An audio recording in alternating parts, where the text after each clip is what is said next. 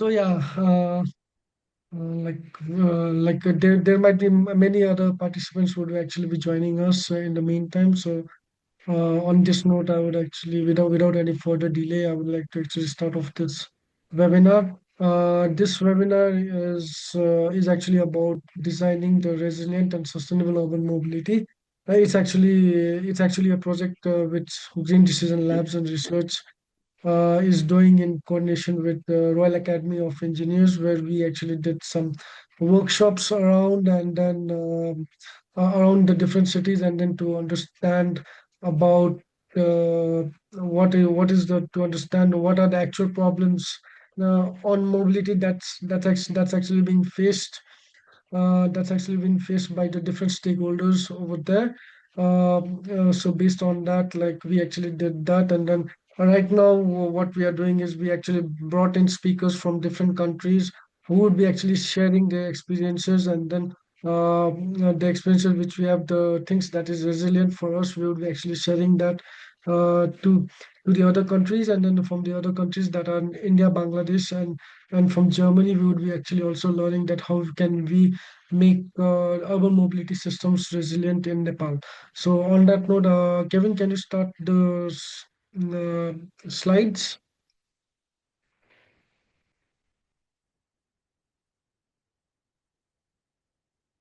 So yeah, as I was talking about framing like session-wide this webinar, can you go to the next slide? So as I just mentioned that we are actually designing it's the resilient urban mobility system for climate adaptation. So we are actually supported from Royal Academy of Engineers to do a research project. It actually brought in different stakeholders from Kathmandu, Birganj, and Pokhara, and then where there were key insights of what's actually working for them and what is not working for them. These were the things that were actually documented, and then based on that we have actually also developed a research paper, as well as we have actually this webinar is also part of that series where we actually collaborate with other speakers and other stakeholders from different countries, and then understand how is urban mobility systems going on over there. Next slide, please. So, as we did the SWOT analysis in Kathmandu, Birganj, and Pokhara, so I would be actually just sharing some of the insights that we actually got from these cities. So for Kathmandu, the basic strengths were that it's pretty much walkable. There's a possibility, there's a very high possibility, there's very high EV adoption, and then there are policies that's actually supportive for open spaces, as well as for to do something innovative over there. But the weaknesses over there is the public transport is a bit weak. It's actually the policies that's actually been drafted, but implement in terms of implementation, it's not actually moving ahead with that. And then in terms of infrastructure, it's more car based. It's not more focused towards people based. And then there's still a very big gap between the skills and the data around urban mobility. And then the opportunities is that the youth, there's a lot of youth around in Kathmandu Valley where who can actually lead movements and then do different small projects to actually improve or to make the system resilient. And then as well as since the use of technology is very minimal in urban mobility, especially in country like Nepal. So there's actually an opportunity that it can be pushed, and then like since it's the top notch urban urban city in Nepal, so there's actually a growth. There's actually a lot of room for improvement, and then again, as I said mentioned like previously, like the youths are there who can actually do different projects, and then based on that on those projects we can actually pilot policies, as well as opportunities for green jobs for people around. And then the threats is like, since it's the capital city, and then there are lots and lots of businesses around, so there might be some vested interest, and then there might be some instability in policy, as well as the waste. Since there's a lot of EV vehicles, so there's a growth of EV vehicles, so the waste generated from them is a bit unmanaged, and then there's a lot of misinformation on EVs also. Next slide. So in terms of from Birgans also, like again, the strength is all about affordable. The strength is like the mobility is a lot more affordable over there. There's a high acceptance of non-motorized transport, since there are lots and lots of walking and cycling is highly. Then whereas it's actually like there are small safaris that's actually creating jobs. And then it's actually pretty much it's actually last mile friendly. Um, uh, the transport system is actually last mile friendly over there, and then it's pretty low carbon. Whereas the weakness is that like since it's aligned towards the highway, so that there's a bit of a weakness around the safety, and then the infrastructure is not around for the people. It's more car oriented, and the regulations are a bit weak, as well as there's still a social stigma that the person who's riding a bicycle is poor, and then the person who's riding a bike is rich, or who's riding a car is rich. So the opportunity again over here is the youths can actually bring a shift over there. And then right now the e-rickshaws, that's the safaris, they needs to bit more they needs to it needs to be a bit more organized and formalized, but it's not yet been formalized. And then there needs to be and then there's again an opportunity regarding green jobs over there. And then since it's actually an upcoming city, and then a lot more better urban designs can be done. In regarding to the threats, since it's actually goes around the highway, so there are lots and lots of accidents going on around over there. And then climate stress is also a big problem. And then it's actually the coordination between one agency with other agencies is a bit weak, as well as there's unmanaged growth of rickshaws, which also needs to be managed. Can we go to the next one? So in terms of Pokhara, so Pokhara is the city of tourists and tourism, uh, which uh, which actually supports on. There's actually a diverse supply of transportation over there, and then it's actually, since it's a tourist-based city, so it's actually like the city needs to cater more of tourists over there. And then it's actually pretty it's EV ready, and then the terrain is also very favorable. Unlike the terrain that's in Kathmandu, that's more hilly, and then unlike the terrain that's in Bergen, that's pretty very flat. So in terms of weaknesses, as stakeholders mentioned, the maintenance is actually pretty weak, and then the coordination is also weak. Whereas there are gaps between in infrastructure as well as in skills. Again, the opportunity is for green tourism, and then a big window to develop a master plan, and then smart mobility using tech, and as well as similarly with green jobs. The threats is like, since there are different lakes around in Pokhara, so there's a chances of flooding in those urban mobility infrastructures, as well as there are different kinds of accidents. And then like policy, there's also a very big gap around the policies over there, as well as the waste, and it's the cost around the waste, EV waste, and its management. Can we move to the next one? So like one thing that we actually understood is like every city has its own problems and solutions. And then where we actually try to bring in all the stakeholders together, and then um, make try to make the governmental institution understand what kind of problems the public institutions are facing, as well as the private institutions who are actually providing the services. So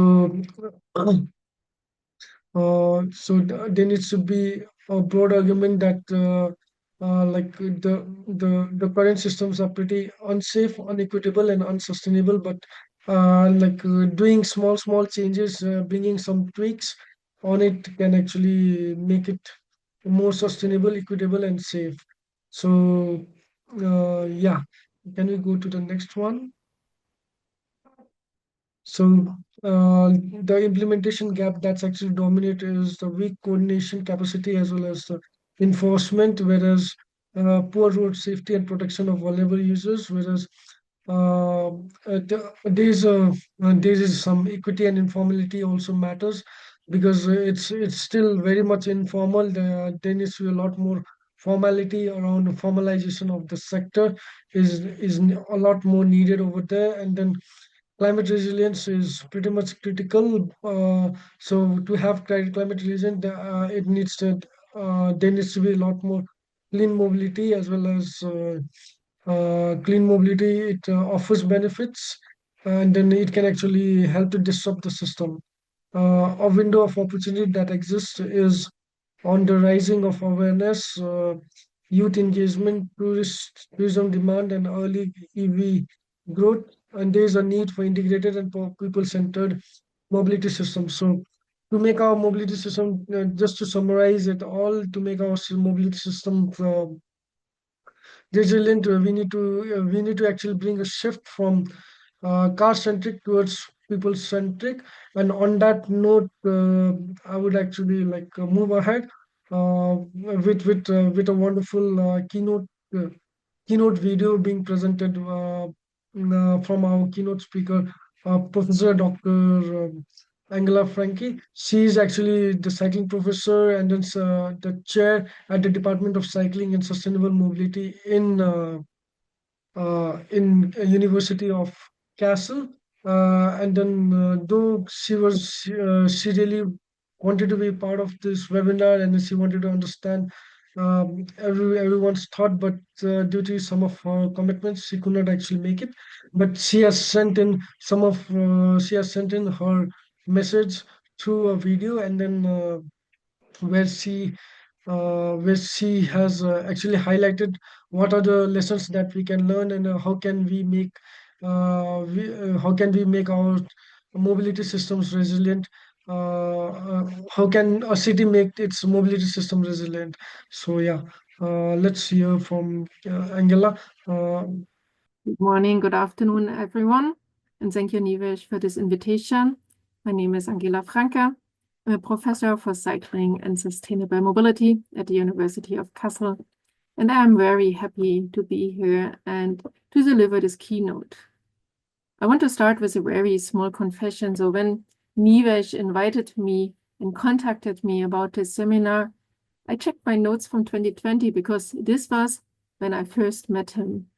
I was teaching at a postgraduate course at CIPSAM, at the Center of International Postgraduate Studies of Environmental Management, which is hosted in Dresden. And the course was on sustainable mobility. It was fully online. It was full pandemic energy. And I honestly wasn't sure if anyone was awake. Well, Nivesh was very much awake. So a few years later, he came to Kassel as a research fellow. He stayed with us for 1 year. He was working on bicycle sharing in Lalipo, and now he's organizing international webinars on urban resilience. This is really good to observe, and this trajectory from student convener is exactly this kind of knowledge transfer this field needs. So well done, Nivesh, and hello, Nepal. I was asked to speak about climate resilient mobility system, and I want to be precise about this word resilience. And because in transport planning, we often use resilience to mean can a system survive a flood or a landslide, which matters enormously in Nepal, I'm sure. But there's a second meaning which I think is also important. Can ordinary people, can people still get where they need to go when fuel prices spike like they are at the moment? When bus operators go on strike, which often happens also. Or when a pandemic hits, which we all experience, but which could happen anytime soon again, and when roads are blocked. So this second kind of resilience is built not only on technology alone, and it is built through redundancy. So we have multiple roads, we have multiple modes, we have multiple routes also to reach a certain place, and it's built through proximity. So cities where the destinations you want to go there are very reachable. Yeah, maybe even and especially without a motorized trip. And it's also built through equity. So systems that work for women, for elderly people, for people without cars, so that there is a choice how to get from A to B. So that second kind of resilience, I think, is very important also, which needs to be talked about. And by this city, by this definition, a city with 75% of electric vehicle sales, yeah, but no functioning bus network. This is not yet resilient. This is not where we want to aim for and because it's again a dependency on electricity in this sense. So now I want to say something which I mean really seriously and also not only diplomatically because I'm now invited for Nepal and next week for another country. I think Nepal starts with this transition, yeah, with structural advantages. And Germany spent decades on trying to actually create those. And there is what I read and I found really astonishing, and please correct me if I'm wrong here, but there's a 90% or even over 90% of Nepal's electricity, which is hydroelectric.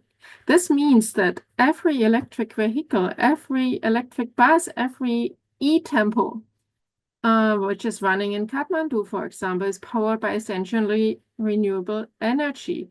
So it's running today. It's not like running after another 20 years of grid transition, which is maybe needed or any other transformation. So Germany is still around 60% of renewables. And we really worked extremely hard to get there. And it's not like a given thing. It's something we really need to push for again and again and again. So Nepal also has something else, which I think is this urban density, which is also an existing culture still of walking and a lot of informal shared transport. So there's this Safa temple, and I don't know if I pronounce it right. You are probably better in this, but I was looking at pictures and was seeing that this has been running on clean electric urban mobility. It's an urban mobility system, which is since the 1990s. And this is not a small thing. This is a 30 years head start on electric public transport. And so the task is actually not to invent something new. The task is to scale what's already working. Yeah, I haven't been to Nepal yet, so I don't know if you say, yeah, it's really nice working, but still even this informal transport system can have this improvement and can have this scaling up. The task is to resist the temptation to replace such working system, such also like environmental friendly system, to replace them with something new, with something fancy, with something expensive, but actually doesn't work.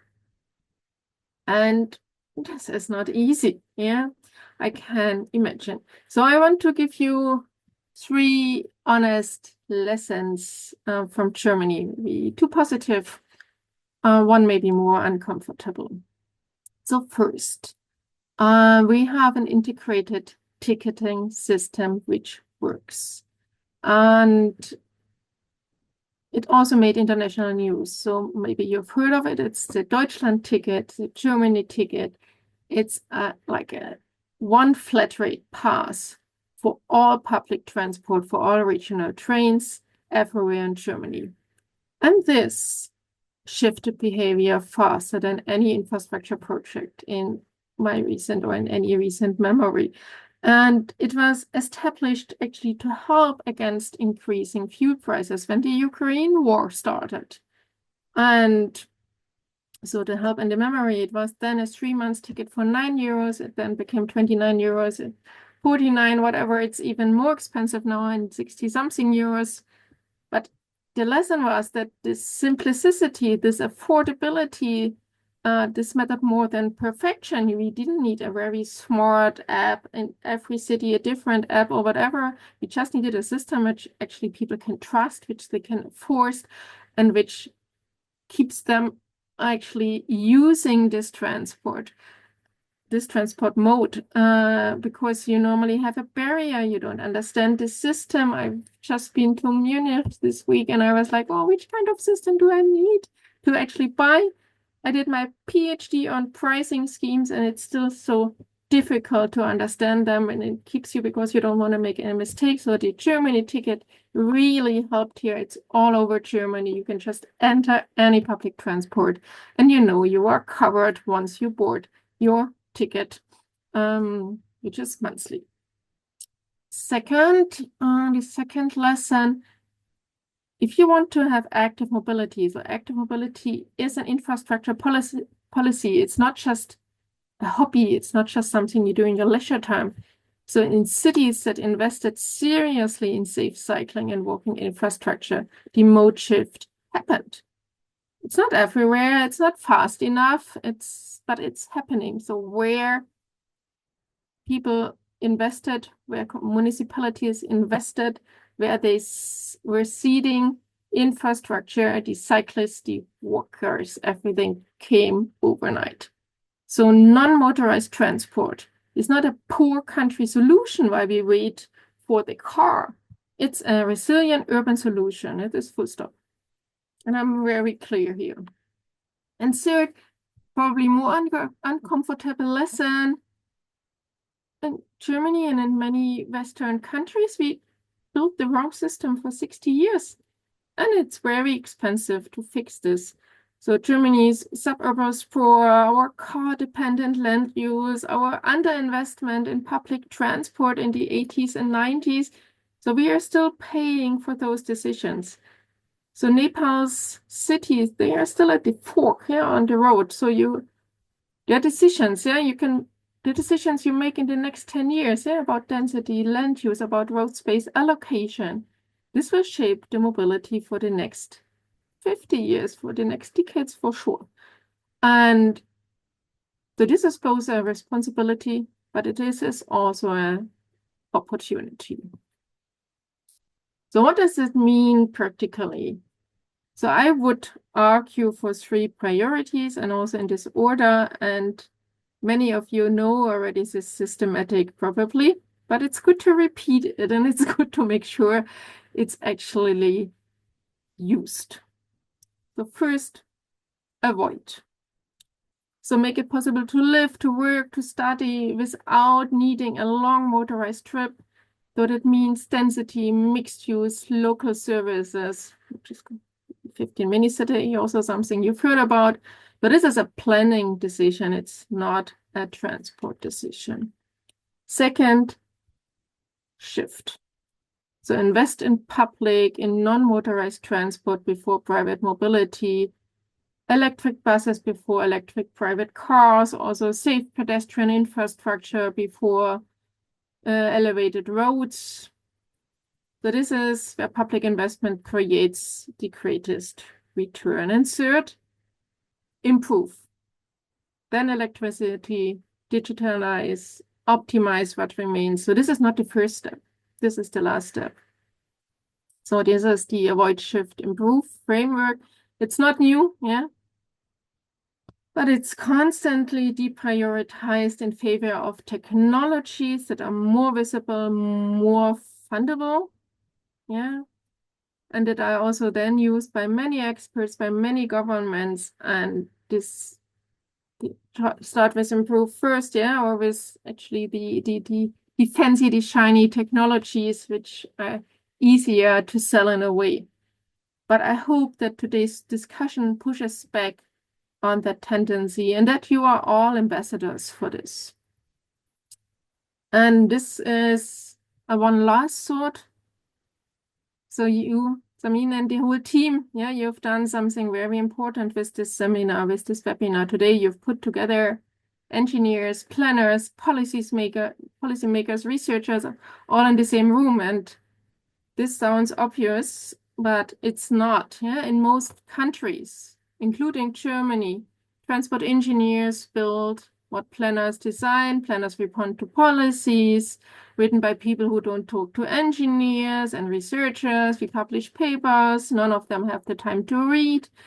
So it's a bit of a silo, yeah, and breaking that silo is not soft work. It's really the actual work, and I'm happy to be part of this. And I've seen in the program you have 4 breakout rooms after this session. So on NMT, on electric public transport, on informal transport reform, and on digital mobility. And I strongly encourage you to go to the room that is furthest from your professional background. That is where the useful conversations happen. This is where the real network starts. This is where something happens, and also mind and ideas can be flourished and can change. I'm really sad, yeah, that I can't join you today in person, but I know you're in good hands from the moderators and the organizer, but also my colleague Shreya, I think she's also working with me at the team at the University of Kassel. She will present you in a minute some more details about mobility education from classroom to streets. And what I wanted to offer you in this 5 minutes or more, I don't even know how long I've talked about, but it's simply this. Nepal is not behind. Nepal is on the choice point, and the right choice is not to replicate what worked elsewhere. It is to build something which fits here, which you tailor to your country, to your need. And that uses your energy, your density, your culture of movement, and your engineering talent and all the other talents in the room and in the country. That is what resilient mobility looks like. So thank you again for inviting me. Thank you for thinking further. Thank you for pushing for a better mobility world in Nepal and beyond. Okay. Yeah. Okay. So that was a wonderful and an inspiring message from Professor Dr. Angela Franke. And then now I would actually like to invite for our second opening remarks from Miss Naima Akhtar. Naima Akhtar is the project manager for the Livable Cities program at Working for Better Bangladesh Trust, a role she has held since 2015. She collaborates closely with government officials and community leaders on the ground. Internationally, Naima works closely with Canada's Health Foundation to promote local market placemaking and pedestrian rights. Naima has extensive experience in policy review and program management. So over to you, Naima. Good afternoon, distinguished colleagues and participants from Bangladesh, India, and Nepal. Um, it is actually a privilege to join this regional dialogue on designing resilient and sustainable urban mobility. Uh, Non-motorized transport, commonly referred to as NMT, and walkability, two issues that are increasingly central to the future of sustainable urban development in our region. In Bangladesh, particularly in dense urban centers such as Dhaka, where I reside in, mobility challenges have reached a critical threshold. Urban Rapid urbanization, coupled with limited road space and rising motorization, has resulted in severe congestion, declining travel speeds, growing inequities in access. In this context, it's really important to recognize that non-motorized transport is not a peripheral mode, but it actually remains as a fundamental or foundational element of urban mobility. Walking, cycling, rickshaw travel continue to account for a substantial share of daily trips in Dhaka, especially among the low and middle income population. However, the current environment does not adequately support these modes. Pedestrian infrastructure is often fragmented, encroached upon, or unsafe. The absence of continuous footpaths, safe crossings, and inclusive design actually disproportionately affects vulnerable groups, including women, children, the elderly, and the person with disabilities. Uh, this is not only uh, this is not only limits mobility but also undermines broader goals of social inclusion and economic participation. At the same time, the ongoing fuel constraints currently we all are facing and rising energy cost has further exposed the vulnerabilities of a transport system heavily dependent on motorized travel. For many citizens, particularly in urban and peri-urban areas, the affordability and reliability of transport have become significant concerns.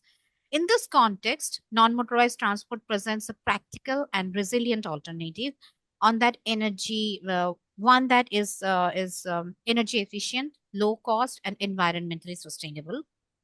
It is encouraging to note that the current government of Bangladesh we have a new government, all of us know, more or less, because we had a political unrest and now we have an elected democratic government. Uh, they have actually a growing commitment to sustainable and inclusive urban development. There is also increasing recognition among people that improving walkability and strengthening non-motorized transport infrastructure are essential not only for mobility but also for public health, climate resilience, and economic productivity. This momentum presents an important opportunity for scaling up investments in pedestrian-friendly infrastructure, protected cycling networks, and integrated transport planning. Work for a Better Bangladesh Trust, where I work in, our organization is playing an important role in advancing sustainable transport in Bangladesh. WBB has been actively working to promote walkable and inclusive cities through evidence based advocacy, community engagement, and pilot initiatives. Our efforts include supporting safer school streets, organizing car-free and play street interventions, conducting walkability assessments, and engaging policymakers to integrate non-motorized transport into urban planning processes. By amplifying citizen voices and demonstrating practical solutions, our organization contributes to building a strong case for prioritizing people centric mobility. For Bangladesh and indeed for our neighboring countries, the pathway forward requires a shift in perspective. Non motorized transport and walkability must be positioned at the center of urban transport strategies rather than treated as residual or informal modes. This includes embedding them in policy frameworks, allocating adequate resources, and ensuring implementation at a local level. As we engage in this regional exchange, regional dialogue, there is much we can learn from each other. Our shared challenges call for shared solutions. We can share all those. Let us work collectively to build cities that prioritizes people over vehicles, accessibility over congestion, and resilience over dependence. Thank you. Oh, thank you very much, Naima, for your wonderful remarks and then sharing about what's actually working in Bangladesh and what can we from Nepal also learn.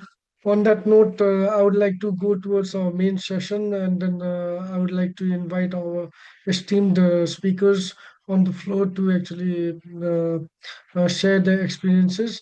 First, I would actually go with Mr. Aminul Islam Suzon. Mr. Suzon is a rights-based activist with 20 years of experience across civil society, government, and NGOs focusing on health, environment, climate change, and gender. Since 2000, his work has emphasized environment-friendly urbanization and transportation, and he has been involved with Poribase Bachao Andolan since 2005, currently serving as treasurer. He has also worked as a freelance journalist, hosted the radio program Began O Oribase, and held key roles at Work for Better Bangladesh Trust and Vital Strategies, where he now serves as a technical advisor focusing on road safety, tobacco control, and healthy diets. So, yeah, please welcome Mr. Suzon, and then over to you, Mr. Suzon, for your presentation. Kevin, can you share up his slides? Thank you. Thank you so much, Nivesh. So this is a presentation that I would like to share. I would like maybe this is a kind of supplement from the previous speech. Time has given wonderful speech. Next slide, please.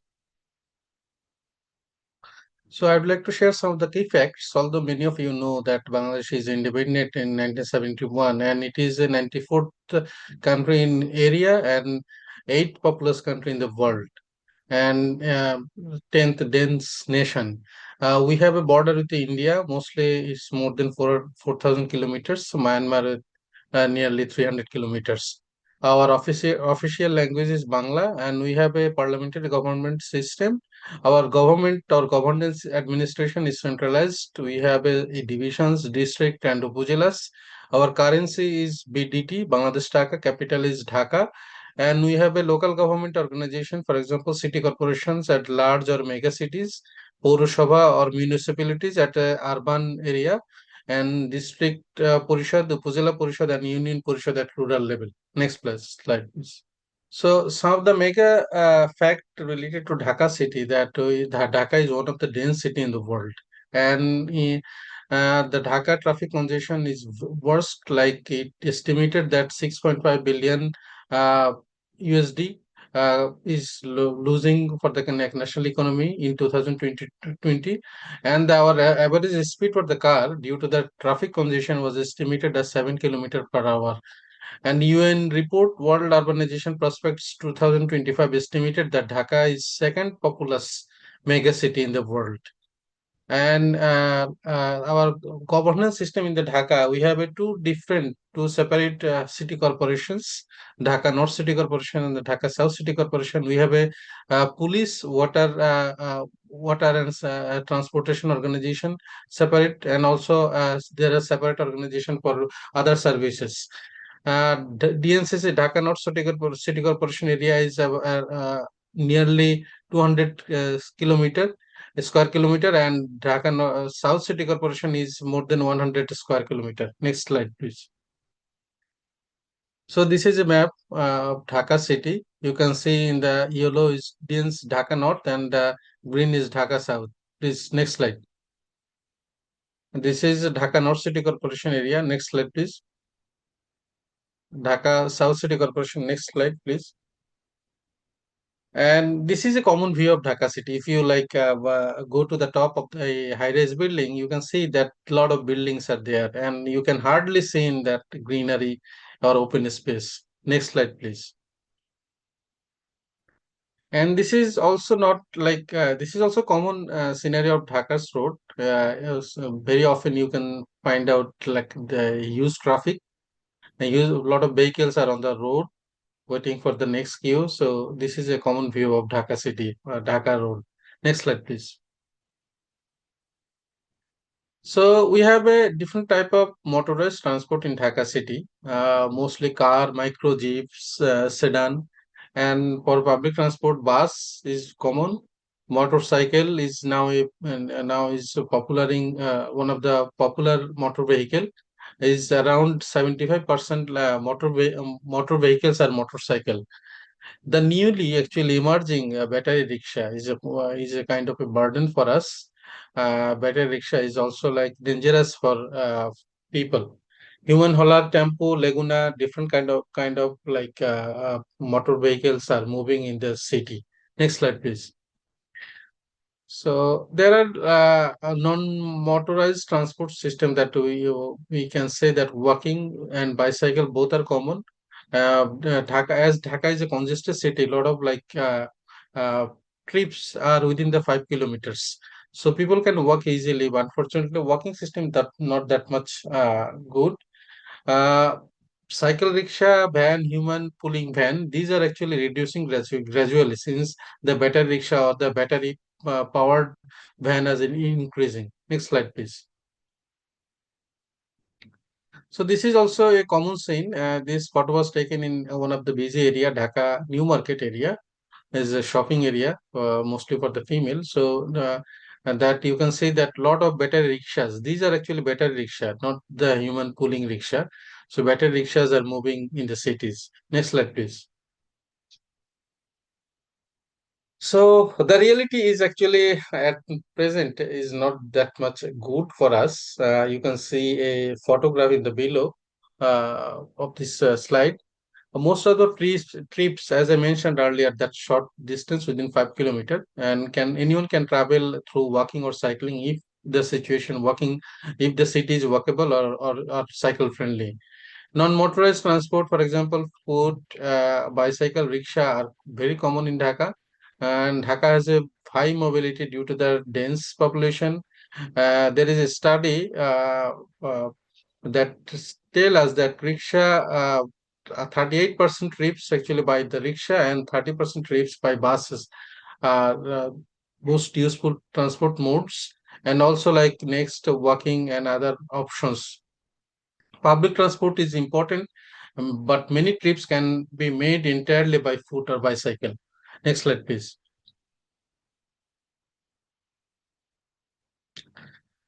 And dense mixed-use cities should prioritize access where need like people need to go for their necessary, and rather than mobility. So it's actually like traveling longer distance to reach amenities is not good for any cities. And unfortunately, that our governments or planners are not prioritizing the people-friendly transport system. Rather, they are prioritizing the private cars. And we know that private cars is actually will require more space on the road or for parking. Also, it is like increasing the road infrastructure cost budget for the mostly for the elevated expressways, flyovers, car-dominated roads, and laws policies are also like supporting our car or car oriented infrastructure structure. Next slide, please. So a few reasons we can share here for the car based planning. It's actually higher cost for individual, for cities and government.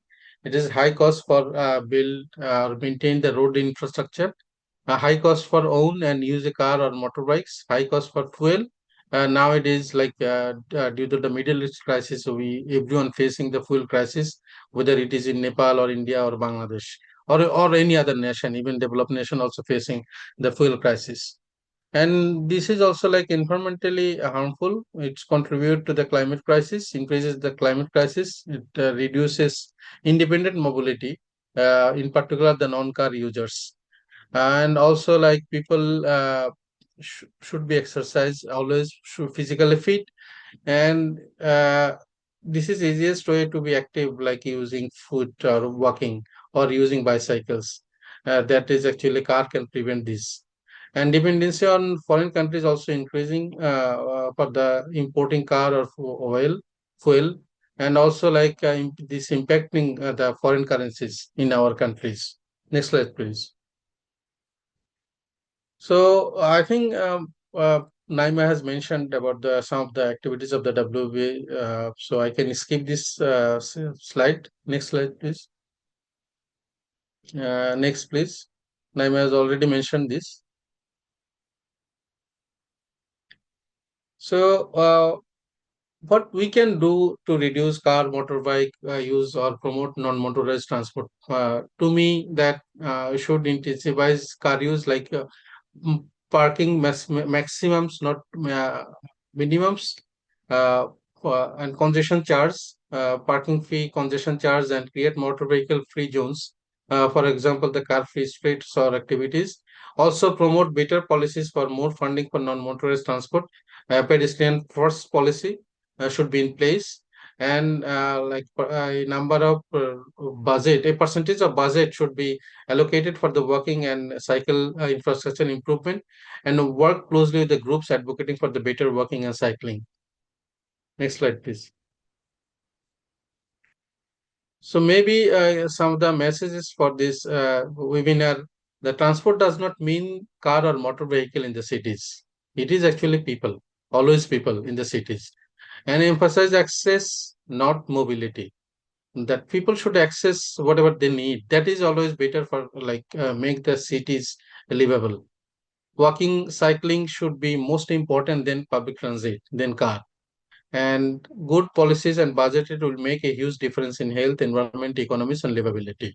So that is, I think, I can conclude with a few minutes.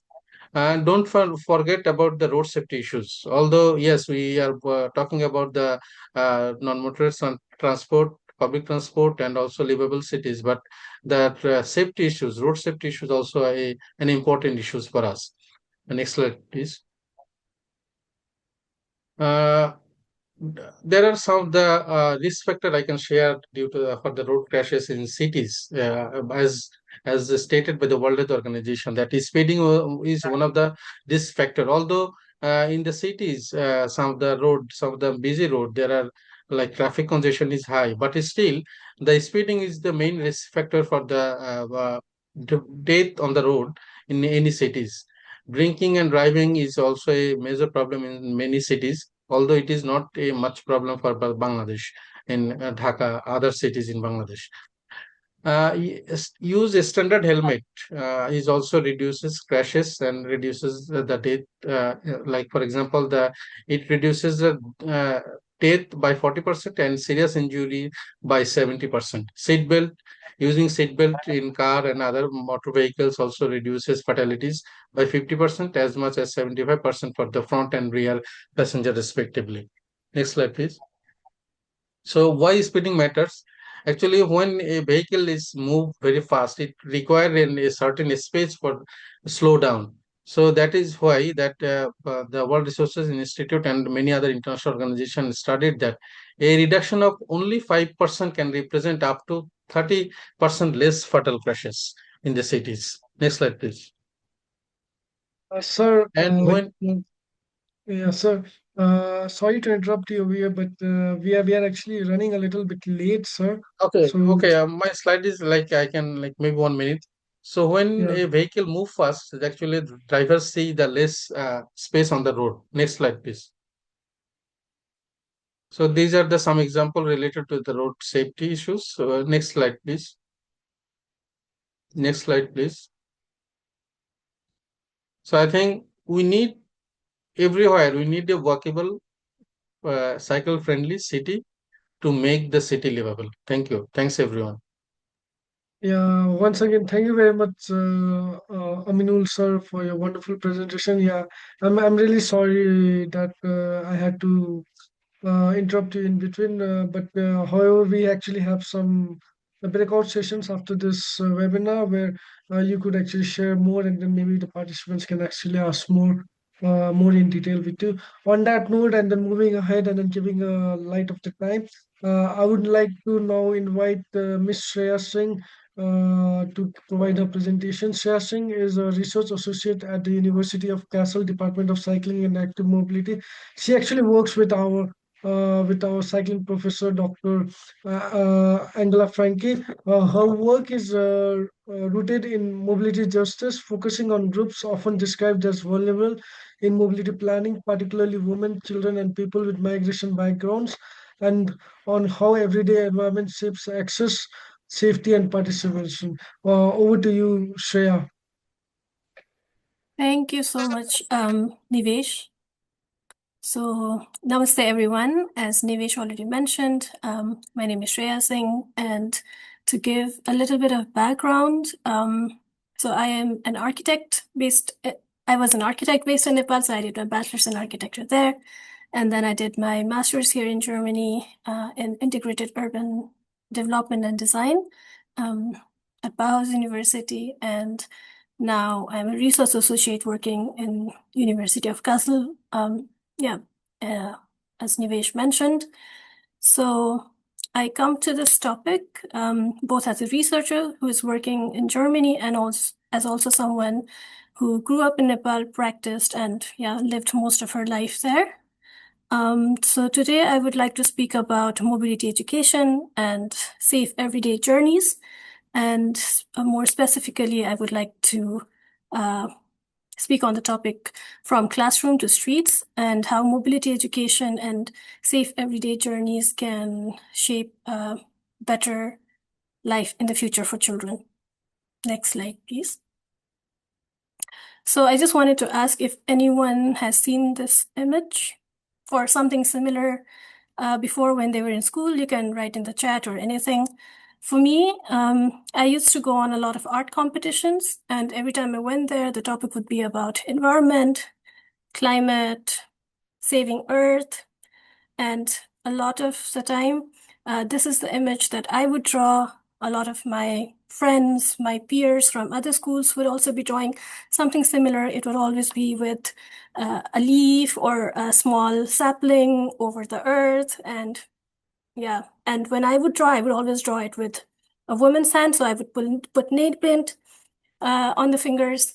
Yeah, so this is an image that comes to my mind when I think about climate justice and about environment. And this is something that has been rooted, at least in the generation that I grew up in. I'm not sure if it's still relevant, but about saving the environment, being sustainable, and having an overall view of the world and how we need to save it and how much important our contribution is. But we were taught about sustainability, about responsibility, and a climate-friendly future. But when I look back, we were rarely taught about transport, about mobility, and it only came when we talked about pollution or specifically air pollution. But the idea of mobility was something social, behavioral, spatial, and educational. It's something that was absent from the curriculum or in our upbringing most of the time. And so this thing stayed with me, and it made me wonder if we have taught children to care about the earth and the environment, why have we not given same seriousness to something that comes inside it, not just superficially, but also maybe something about mobility and how you move and how you can become responsible through your movements. Yeah, so next slide. So in this slide, I would like to focus on why early mobility education matter, and this is my main argument. So there are research that show that school-based safety, road safety education can improve knowledge, attitudes, and safer behaviors as they grow into adults. So whatever you teach them in the early years keeps and stays with them. And play-based, realistic learning environments can support children's independent mobility. And in relation to active mobility or cycling, if they have learned it in the earlier year, it has been linked to better cycling skills and also a stronger relation to traffic rules, awareness, behavioral intentions in the future as well. So all in all, it shapes values, it builds confidence, and it also influences behavior. And all of this is reflected when they become adults, both as users of mobility systems and service providers of the mobility system. And I saw a comment in the chat about civic sense and about us copying international designs for the public spaces and about traffic discipline and pedestrian behavior. So my argument is that if you try to teach children in the earlier years, it reflects back when they get older, and a lot of things can be solved through that. Next slide, please. So early chance to cycling also shapes later choices. That is what I just said. And there's some research from Mersey, from Luo Endai and Vidita, which are very recent ones, which says that early cycle learning benefits from structured opportunities and formative mobility environments. And it's also associated with later travel behavior. So the children need to have opportunity and mobility environment that can influence their travel behavior. So it's not just about them learning how to cycle or follow sustainable travel modes, but also the environment that shapes them.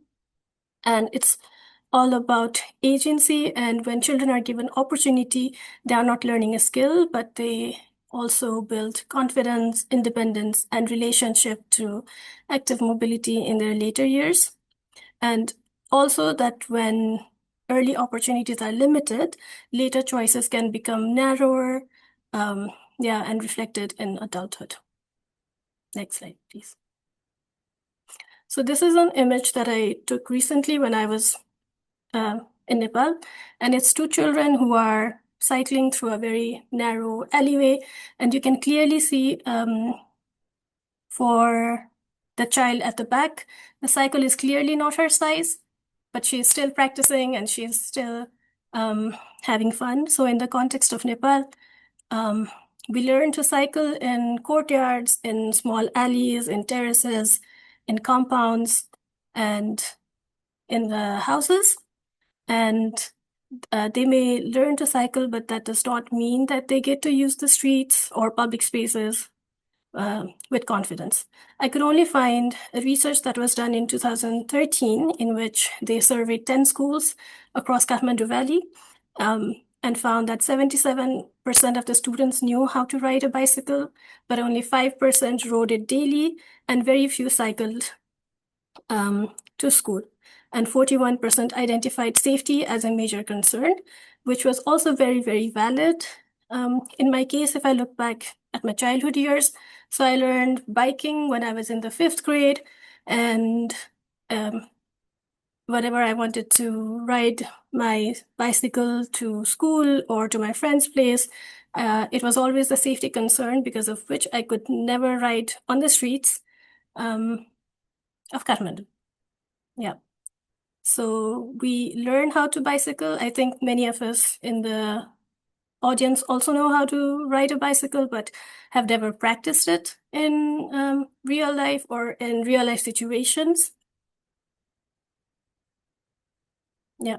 So the issue is if competence can become everyday practice, and how can we encourage that? Next slide, please. Yeah. So the next argument comes that when safe spaces disappear, practice does too. I know many of the people learned riding bikes in open spaces or open lands where buildings were yet to be constructed. But this is also a very recent picture. I think I took it 2 months back, where children are playing in a piece of land. And it's definitely not safe because there are construction waste. There could be any kind of hazardous elements. And a lot of things that's danger to them, but that's the only open available spaces that we have at present in most of the neighborhoods. So when there are lack of spaces, the practice also becomes very low, and there are no other options where to learn riding a bicycle or to practice safer mobility option. And this is the case in densities like Kathmandu Valley.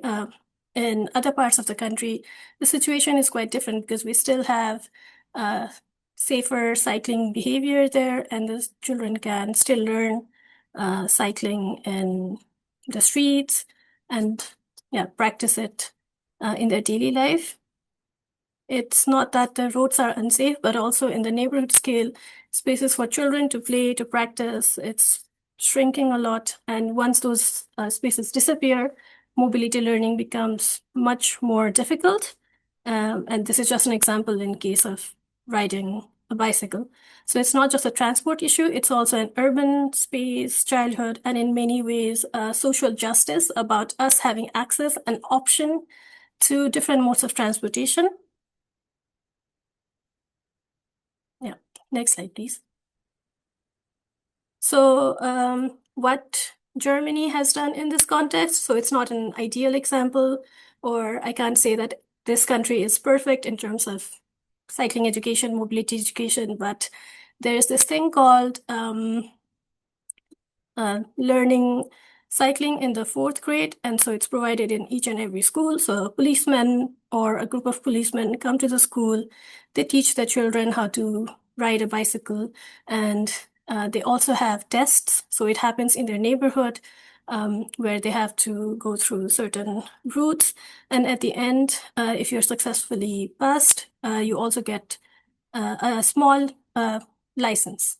So the students have to carry it with them. So it shapes their behavior in the earlier years, even though it's not like a compulsory to carry the license. It just shows that for children, you need to shape them in a certain way that they follow it, and it also makes them follow the rules. And practice safe cycling behavior, and it's reflected in the later years as well. And the research also says that early cycling experiences matter because not all children continue cycling beyond childhood, and early mobility environments can shape later habits as well. So the lesson is that Nepal should not literally copy what Germany is doing, but the lesson is that mobility culture is cultivated from the earlier years and transferred into the later ones. So it can be reinforced through schools, institutions, public authorities, and repeated social encouragement. So we really need to create opportunity for children to have access to opportunities. Yeah, so next slide, please. But is cycling education enough?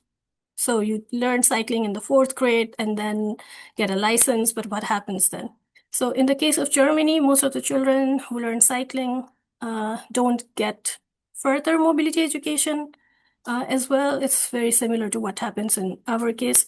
So there is like a gap about not having mobility education, about sustainable travel behaviors for the later years. And when they turn 16, they go for license for cars, and the sequence follows.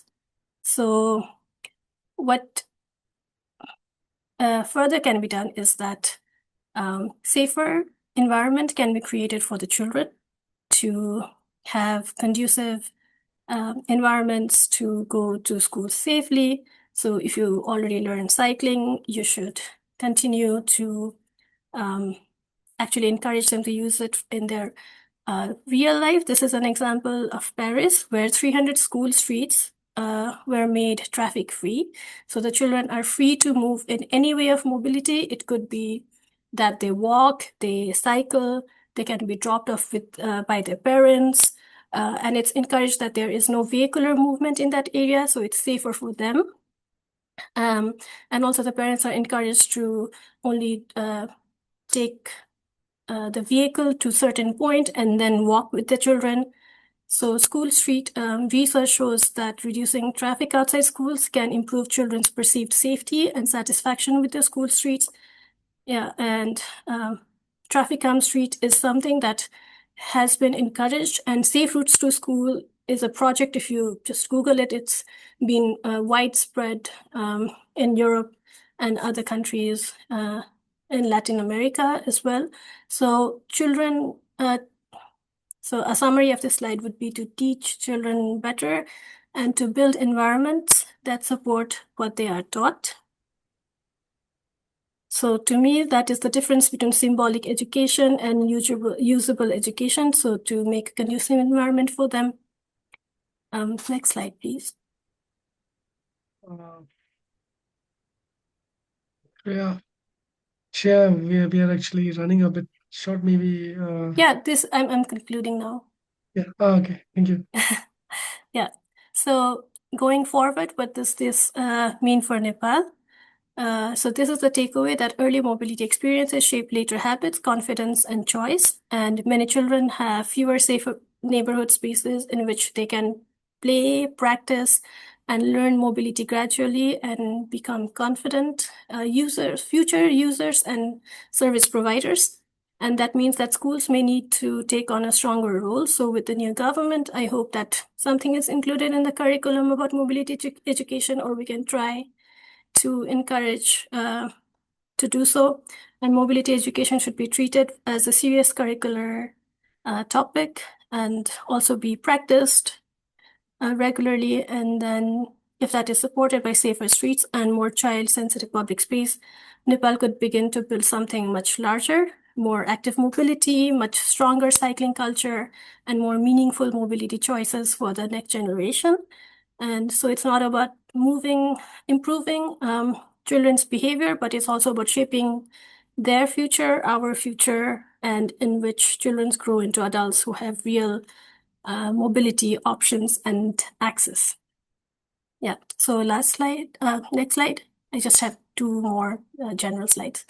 Yeah, so I'm working on a project and I'm not in the liberty of sharing the results now, but in a few months, if you scan this QR code, you can get access to the results. It's about mobility education in schools of Germany and how we are trying to integrate that into the curriculum through project works and worksheets.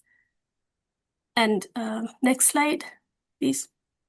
Yeah, and if you would like to contact me, yeah, please scan the QR code for LinkedIn.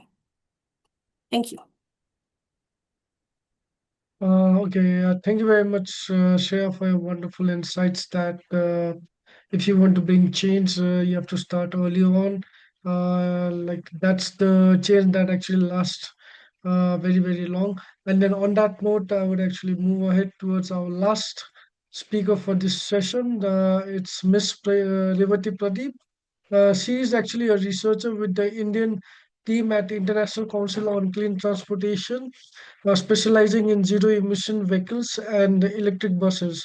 With experiences in urban transport since 2015, her expertise lies in public transport systems and policy formulation. She has actively collaborated with the Delhi government on key initiatives such as COVID-19 bus service planning, the Mohalla bus schemes, and cashless ticketing, and has contributed to national level projects with Ministry of Housing and Urban Affairs, including SUTP, CBS, Climate Smart Cities, and PM E-Bus Seva. So over to you, Revati.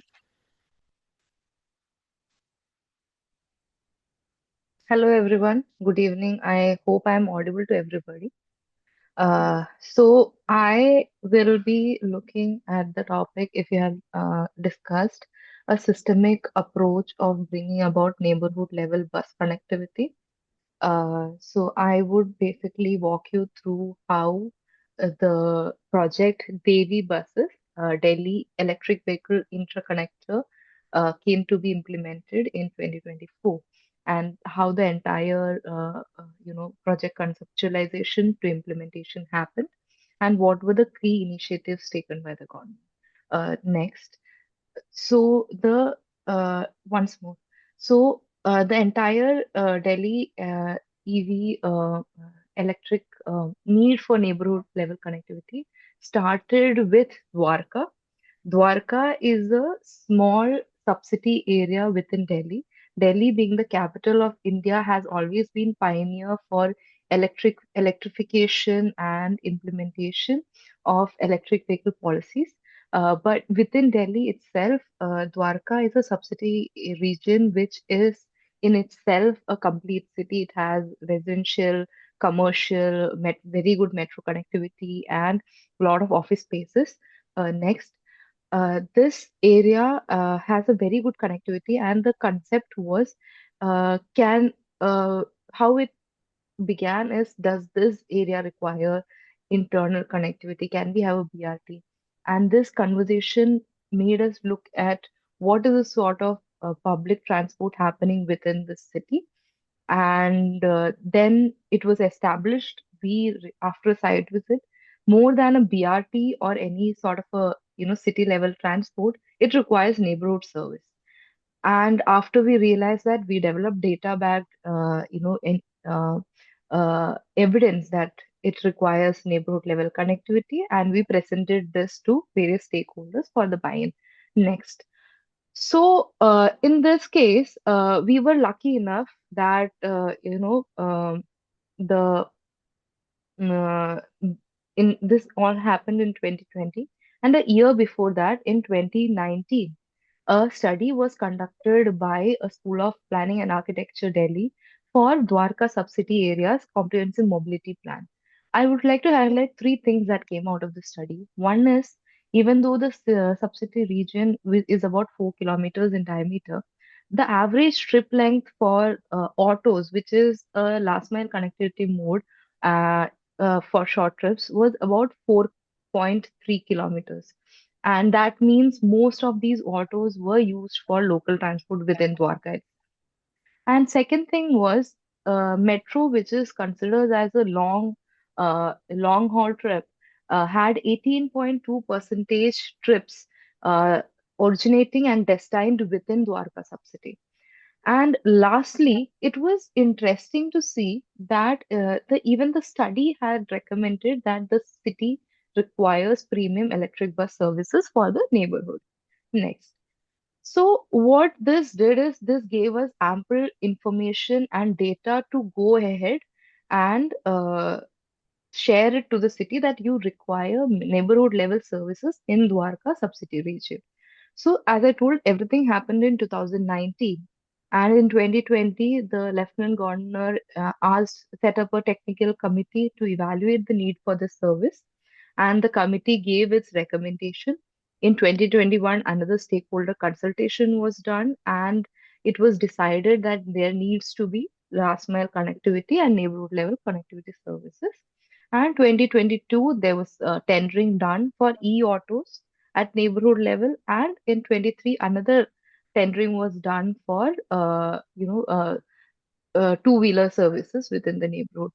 So what this particular study did for Delhi as a city is A, it established need for neighborhood level connectivity. B, it established that it needs to be electric. And lastly, it established that it needs to be a public transport mode. You cannot have two-wheelers, you cannot have a three-wheeler service that does not cater to the demand of the region. And next, so coming out of this Dwarka study in 2023, what was a key takeaway was this was a stepping stone for creating neighborhood level services for the Delhi city as a complete geographical space. It established that post-COVID, there has been significant shift in the travel patterns of the city. There is a lot more neighborhood level services that are required right now, and Dwarka is not a standalone case study. So after this, the government of Delhi agreed, yes, we require neighborhood level service. Now, what is it? How do we go ahead? So then came the next aspect. Next, um, the government decided, let's start with the Delhi Secretariat area. We could go to the next slide. So what ICCT did there, next slide. So what at that point in time uh, happened was the government went ahead, issued a travel demand preference survey that was conducted within the secretariat. And at that point in time, the agency that conducted the survey, so Delhi Secretariat is the building that houses all the ministers, their offices, their staff, everything, and where most of the functioning happens of the entire government. Including all the staff that comes and goes with files every day, about 6,000 odd people work out of it at some point in the day. So the survey was conducted, and it was identified that the idea was to identify what is the demand for connectivity to the nearest metro stations. There were about 5 metro stations nearby Delhi Secretariat. So the idea was to identify which are these metro stations that have very high demand, and can we connect it to that. So, in that way, what they did was they identified that there are 3 peaks morning. Interestingly, there was an afternoon peak and the evening peak, and two routes were designed to connect these areas within the neighborhood level of about 10 kilometers. We could go to the next slide. So, about then we the two then based on this, Delhi Secretariat actually ran the route, and it was identified that having a short 10-kilometer route in a neighborhood not only increases the ridership of other major public transport modes like metro and buses, but it also encourages more people to shift towards public transport. And this was a very simple operation. They had only taken like about uh, 10 buses, and they had run it at a frequency of about uh, at about, they didn't keep the frequency at 5. They were like, we will keep a slightly larger frequency of 10 to 15 minutes. And but still, directly the impact was seen on transport modes such as autos and cabs, which were usually used frequently by the employees to reach to their destination.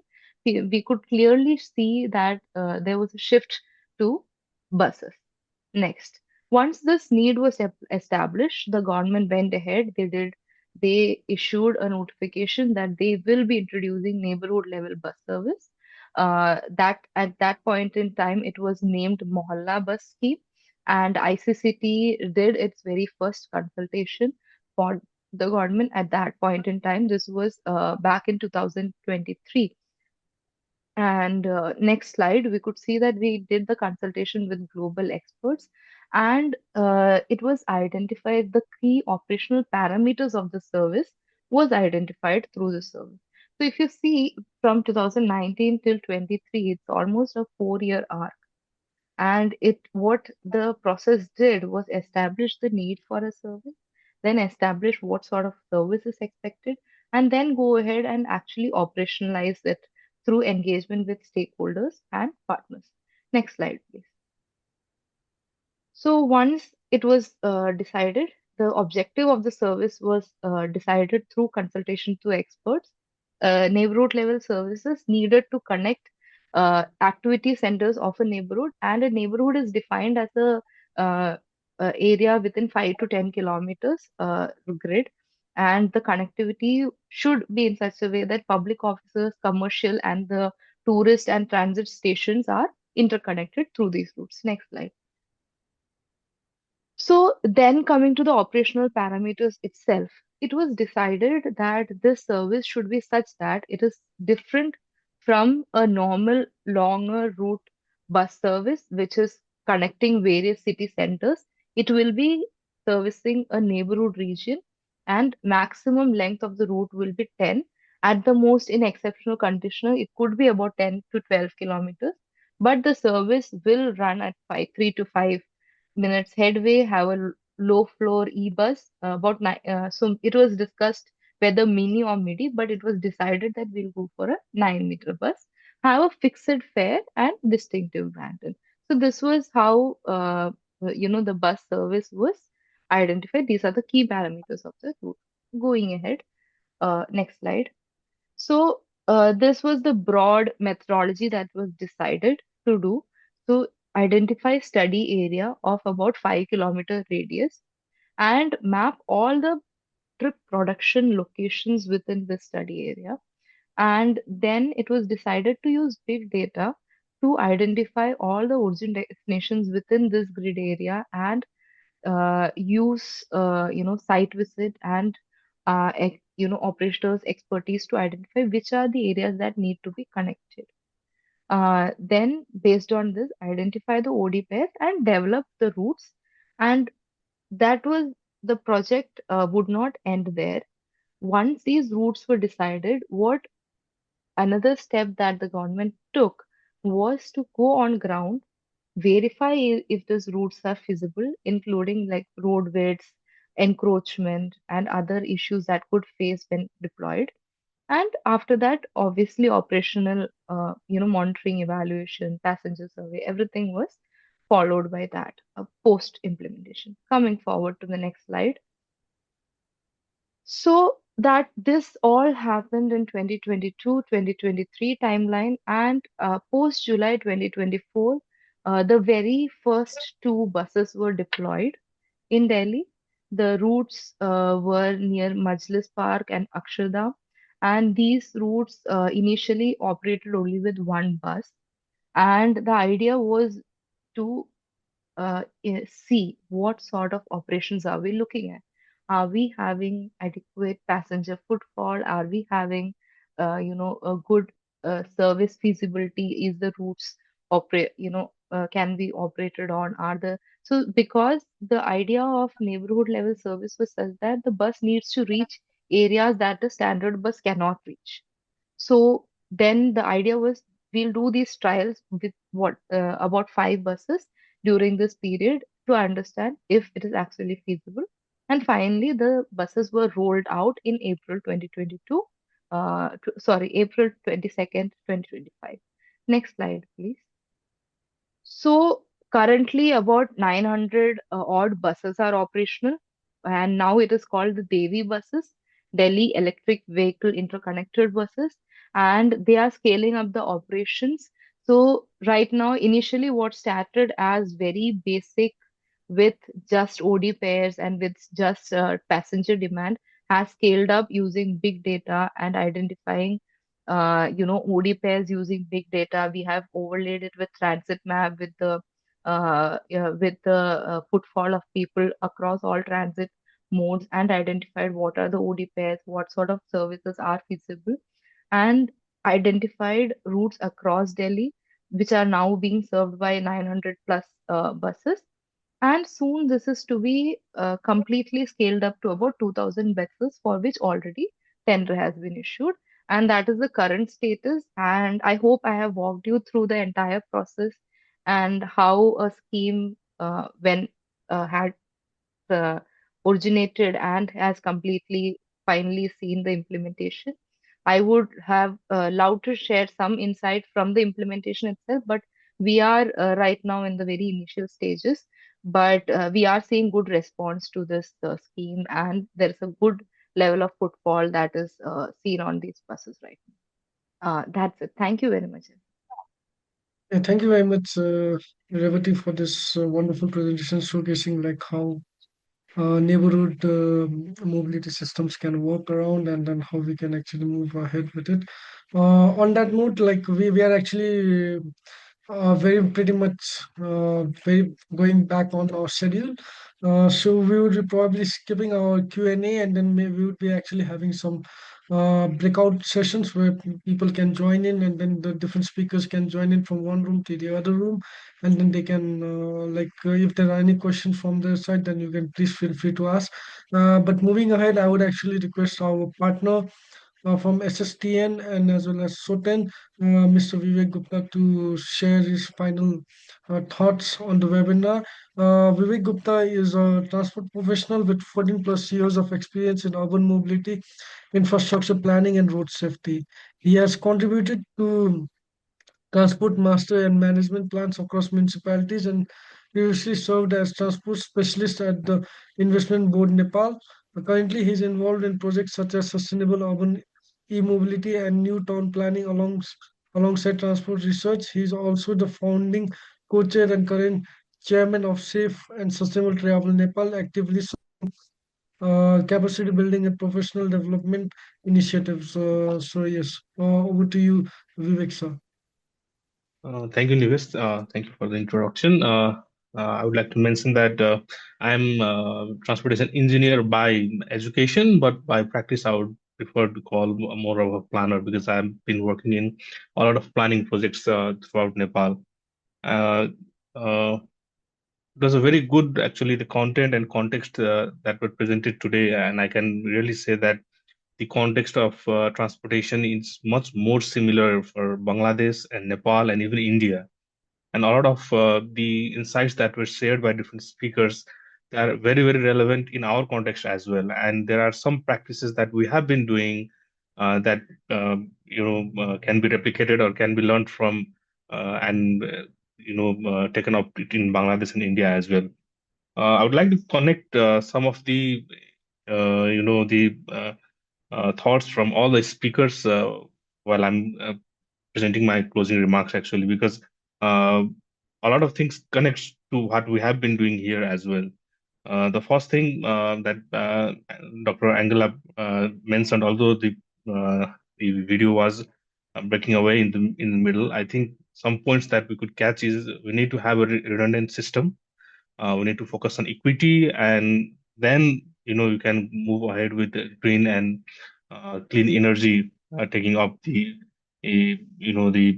transportation system. And when we're talking about resilient and sustainable transportation, there was questions in the chat as well. What is resilient or what is sustainable? For me, I would say we often tend to skip some form of development about the notion we take about what is resilience and what is sustainable. At the end of the day, if you think, if you compare the history of the evolution of the Earth itself or the overall solar system, we are in the last hour or last minute that the humans appear, and we are doing everything right now. So, in that context, what I want to connect is sustainable. The Earth will always be there. Maybe it will not be in a way that is will favor our existence or the human existence. So, for me, the way I'm trying to put what a sustainable environment is some is the environment where we as a people can live happily and in good health. And by health, I mean you have to be physically healthy, mentally healthy, socially healthy, and probably somewhere you can link up. You need to be economically healthy as well to, be overall happy about all those things. So if you have a system that can provide you all those things, if you have a very good, it's individual or his family can have a big, large land area where you will jog every day, where you will go out and you can work from home all the time, you have a very good family connections, then probably that is a sustainable environment that we have created. But we know that that's not the case. We need to interact with people. We need to go to the market. We need to go to our educational institutions. We need to go to our schools. We need to go to our hospitals and offices. And all these things creates a need.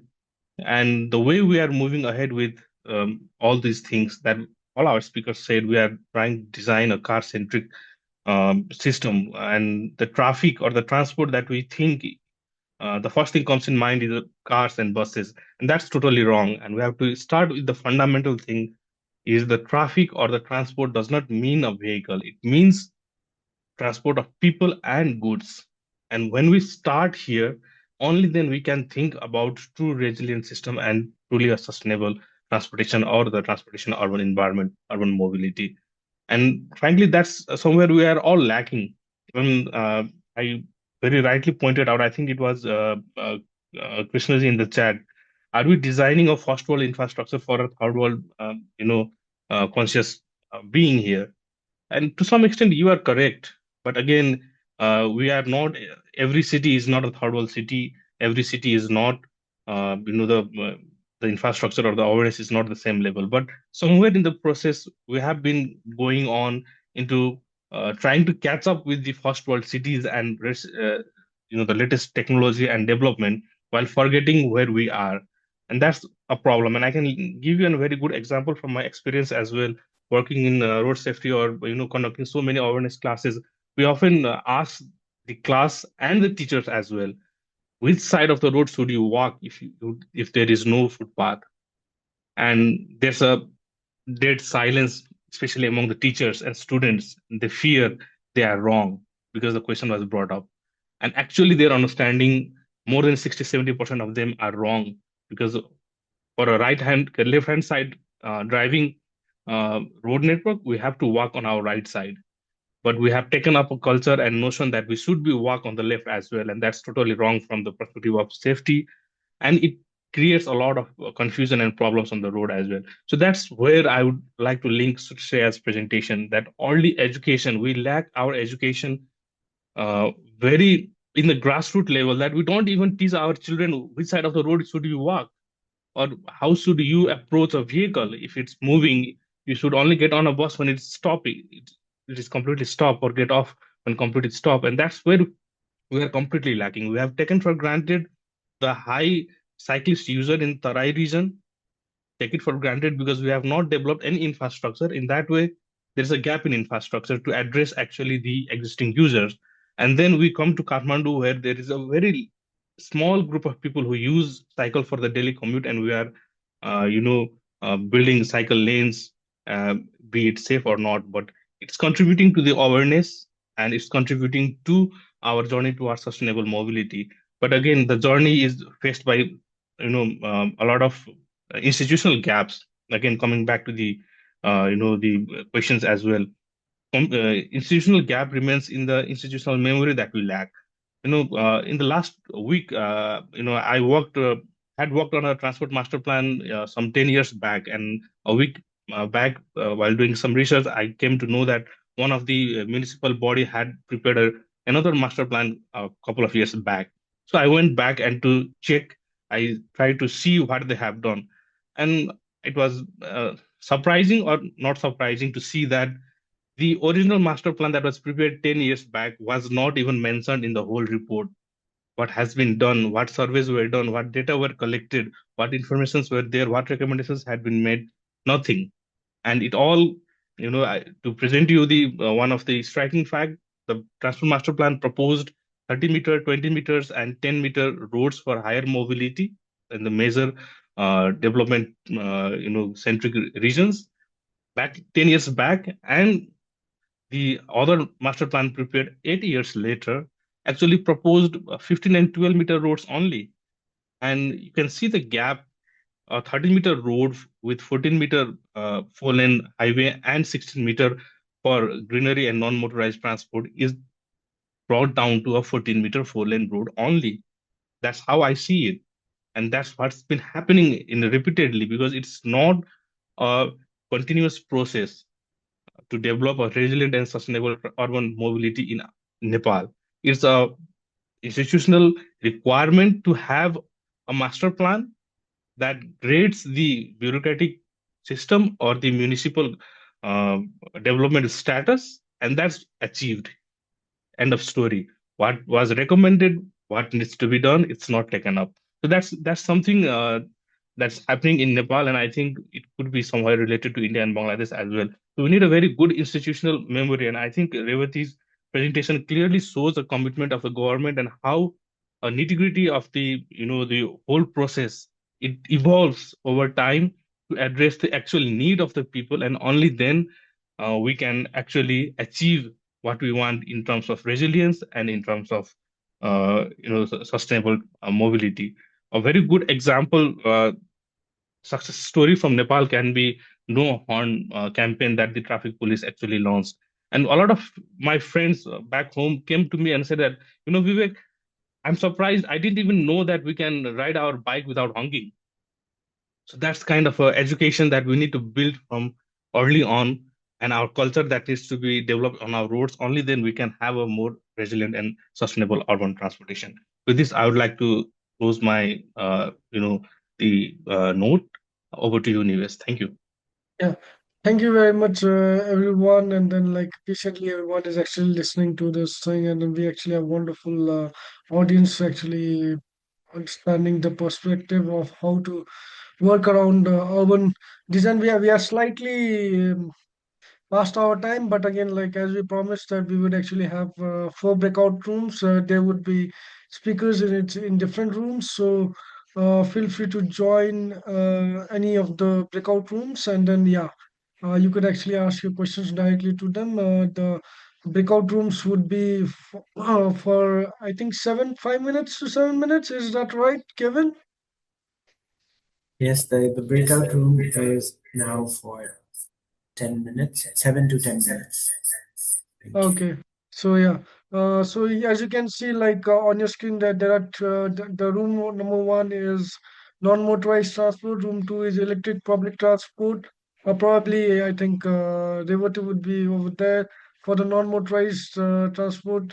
Probably, I think we could actually have Shreya over there, and then the third one is informal transport reform, where again we could actually have Mr. Animal sir over there. So yeah, anyone, please feel free. Everyone, please feel free to join the breakout rooms.